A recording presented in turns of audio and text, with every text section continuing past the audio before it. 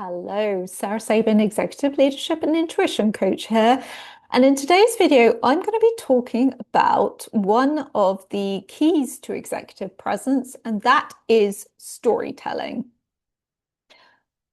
When I am talking about storytelling, I'm talking about it in the context of a company. So let's say you're doing a company-wide presentation or a team presentation, or you're doing some form of public speaking.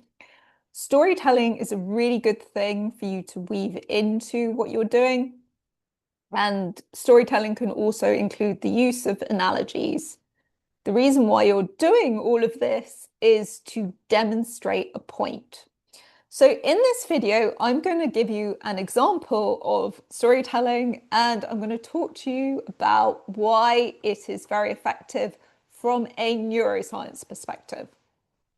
So there is a story about a CEO who was doing a company-wide presentation. And you would think during this presentation, he would be talking about how the company was doing, he'd be talking about the strategy, he'd be talking about the financials. But actually, what he spent the bulk of the presentation talking about was gardening. Bear with me here. He obviously had a love for gardening, but he was doing it to demonstrate a very specific point. So he was talking about how he planted seeds in rich soil and good earth, and he very carefully tended them and watered them and dealt with any bug problems as they came along. And he patiently watched them sprout into plants, into bushes, into trees over very many years, and they started to bear fruit. Now, this is actually a very interesting analogy when you're talking about the growth of a company. Because what do companies do on a day-to-day basis? Well, they are continuously planting seeds that they hope will sprout in the future.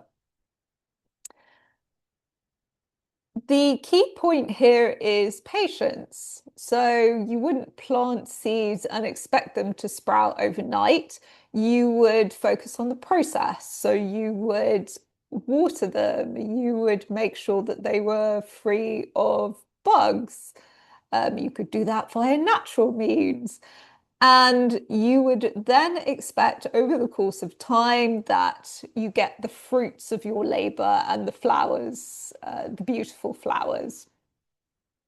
So he was implanting, if you'll pardon the pun, an image into the minds of his audience that would make them feel more emotionally engaged and connected to the information that he was sharing about the company.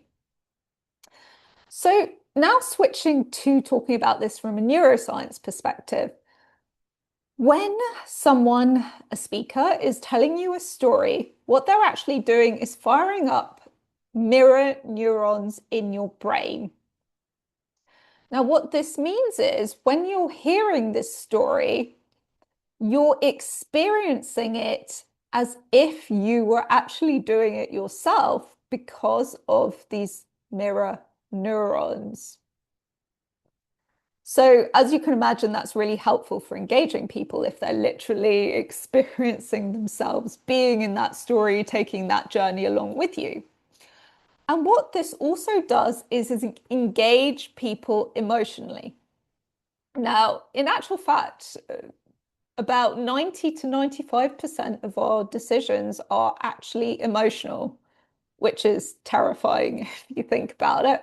But once you understand that, you understand the importance of being able to engage people emotionally, because if you can do that, you can influence them that much more easily.